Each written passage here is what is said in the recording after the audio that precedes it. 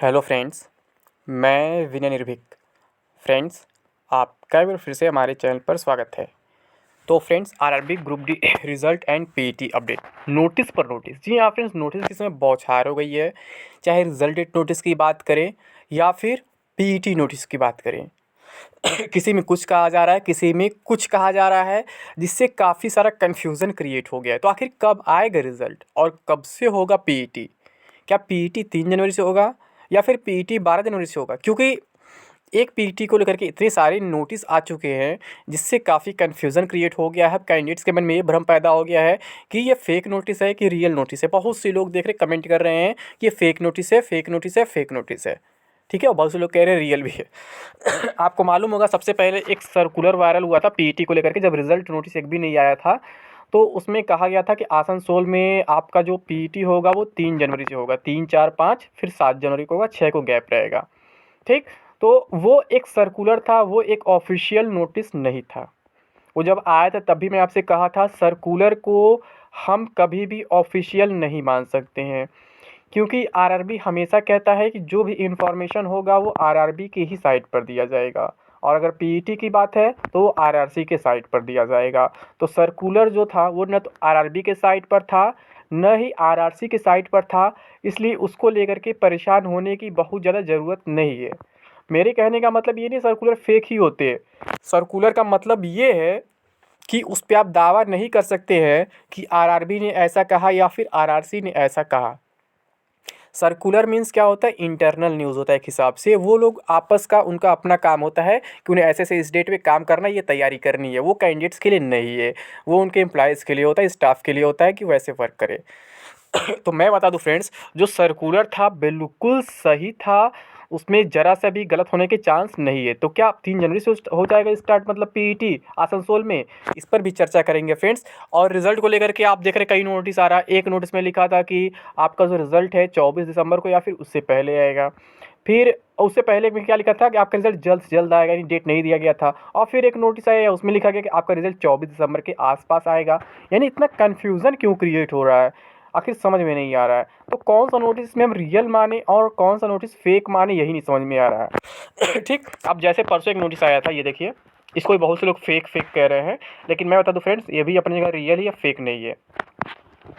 देखिए, ये आपका आरआरसी सिकंदराबाद का। आरआरसी सिकंदराबाद से ही नोटिस एक बार बहुत पहले जारी हो चुका था पीईटी को लेकर के कि आपका जो पीईटी होगा फर्स्ट या सेकंड वीक में होगा जनवरी के। अब यहाँ एग्जैक्ट डेट दे दिया गया। देखिए, पहला लाइन पढ़ते हैं इसमें, तो the computer based test CBT results for level 1 post notified against CEN RRC 01 2019 conducted from 17 August 2022 to 11 October 2022 in various phases by RRBs is likely to be declared around 24 दिसंबर 2022। यानी इसमें कहा जा रहा है कि आपका जो रिजल्ट है 24 दिसंबर के आसपास जारी किया जाएगा। और इससे पहले इसी आरआर से जो नोटिस आया था उसमें कहा गया था कि आपका रिजल्ट जल्द से जल्द जारी किया जाएगा, शॉर्टली। शॉर्टली का मतलब होता है कि जल्द से जल्द, कुछ ही देर में।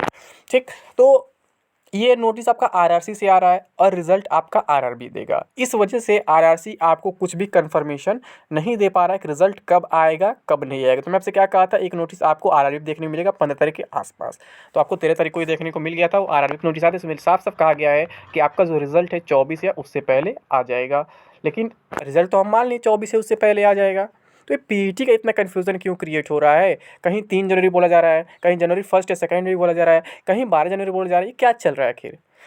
अब जैसे इसी में देखिए सेकंड पॉइंट इसका, ऑल द कैंडिडेट्स हु, देखिए द कैंडिडेट्स रिपीट कर दिया है, official notice with the mistake. All the candidates who have opted for south central railway and expecting to be qualified in CBT are advised that the physical efficiency test PET is planned, which is likely to be conducted for the shortlisted candidates from 12 January 2023।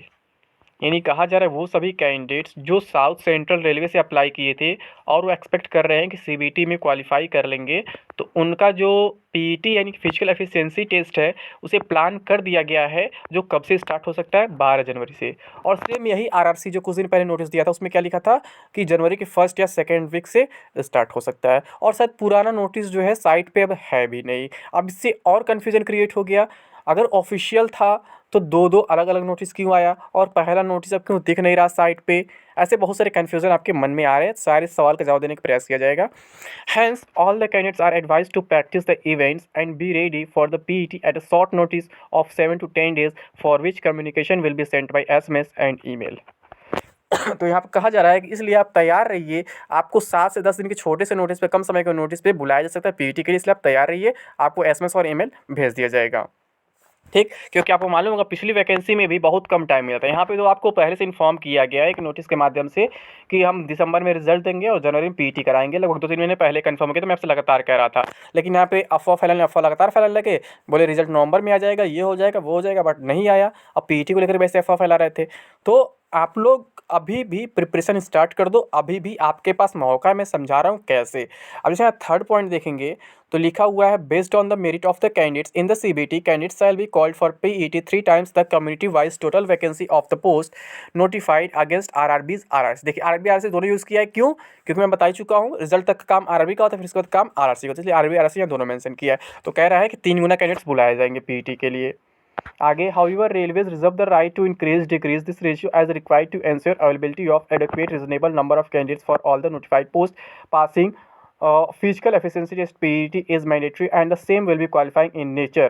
The criterion for PET is agenda. कह रहा है यहाँ पे railway के पास अधिकार है कि वो इस नंबर को घटा बढ़ा सकता है उसे ज़रूरत के हिसाब से। यानी कि अगर कैंडिडेट्स कम पड़ते हैं तो और कैंडिडेट्स को भी वो बुला सकता है, जैसा कि नॉर्मली हो ही जाता है 1-2 जोन में कि फिर से पीईटी कराए। जैसे पिछले बार इलाहाबाद में हुआ था कि बहुत ज़्यादा फर्जी कैंडिडेट पकड़े गए थे, ठीक। अब यहाँ पे बोला है क्वालिफाइंग इन नेचर, लेकिन मैंडेटरी भी, आवश्यक भी है। तो मेल कैंडिडेट्स को आप जानते हैं क्या करना होता है। पहले 35 kg का वजन उठाना होता है, जिसे 100 मीटर लेकर के चलना होता है 2 मिनट में। फिर दूसरा काम क्या होता है आपका, फिर उसके कुछ मिनट बाद आपका 1000 मीटर का दौड़ होता है, जो 4 मिनट 15 सेकंड में कंप्लीट करना होता है एक बार में। अब ऐसे फीमेल और ट्रांसजेंडर की बात करें तो यहाँ पे क्या होता है, इनको 20 kg वजन उठाना होता है 35 kg जगह पे, और इन्हें 2 मिनट में 100 मीटर चलना होता है। और फिर क्या होता है, 1000 किलोमीटर डिस्टेंस इन लोग का भी होता है, लेकिन ये 4:15 की जगह पे 5:40 का टाइम दिया जाता है, ठीक। अब आगे जो पीडब्ल्यूबीडी वगैरह है उनका देख लेते हैं।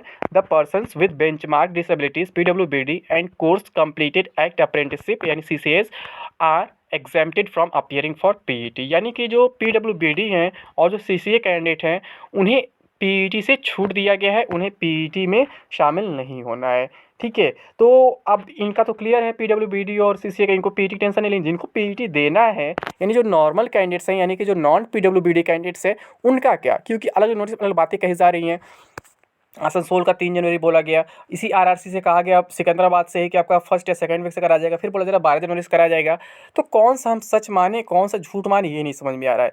तो फ्रेंड्स मैं बता दूं, जो 3 जनवरी का सर्कुलर था या फिर जो जनवरी फर्स्ट या सेकंड वीक का इसका नोटिस था, दोनों सही थे अपनी जगह पे। रीज़न क्या था, मैं आपको बहुत पहले बताया था कि आपका रिजल्ट 15 दिसंबर के आसपास आएगा, ठीक है। तो आपका जो रिजल्ट है वो 15 दिसंबर के ही आसपास आने वाला था, यानी कि 15 से 17 तक मैक्सिमम आने वाला था। लेकिन प्रॉब्लम कहाँ हुआ आप जानते हैं, एनटीपीसी जो रिजल्ट रुका हुआ है 2 जोन का, मुंबई और गोरखपुर का, इस 2 जोन की वजह से गोरखपुर के रिजल्ट में भी तो सॉरी ग्रुप डी के रिजल्ट में भी मतलब थोड़ी सी देरी हो गई है 1 वीक की। अदरवाइज इनका रिजल्ट 15 के आसपास हर हाल में आ जाता, और इनका जो फिजिकल था वो 3 तारीख से 4 तारीख से 5 तारीख से स्टार्ट भी होता अलग अलग जोन में। बट अब जब रिजल्ट में 1 वीक की देरी हो गई है, इस वजह से अब 3 जनवरी से आपका फिजिकल नहीं हो पाएगा। परेशान होने की ज़रूरत नहीं है, और यही कारण है कि आरआरसी सिकंदराबाद को दोबारा नोटिस देना पड़ा है। जिसमें बोला था पहले फर्स्ट सेकंड वीक से कराएंगे, तो दोबारा क्या बोला एग्जैक्टली हम 12 जनवरी से कराएंगे। तो ये नोटिस बिल्कुल सही है, सिकंदराबाद का आपका 12 जनवरी से स्टार्ट हो सकता है, इसमें कोई डाउट नहीं है। लेकिन जो आसनसोल वाला डेट है वो चेंज होने की पूरी पॉसिबिलिटी है, परेशान होने की ज़रूरत नहीं है। मैं आपको पहले ही बोला था कि रिजल्ट के बाद लगभग 15 से 20 दिन का टाइम मिलेगा ही मिलेगा, परेशान होने की ज़रूरत नहीं, क्योंकि उतना मैनेज करने में टाइम लग जाएगा, शेड्यूल तैयार करना, एडमिट कार्ड करना, ये देना होगा, तो मतलब 20 दिन लग ही जाएगा। तो आप मत परेशान होइए। अब किसी का भी जो भी फिजिकल होगा, मैं बता दे रहा हूँ कि 12 के बाद से ही स्टार्ट होगा, उससे पहले स्टार्ट होने की कहीं से भी कोई चांस मुझे नहीं दिख रहा है।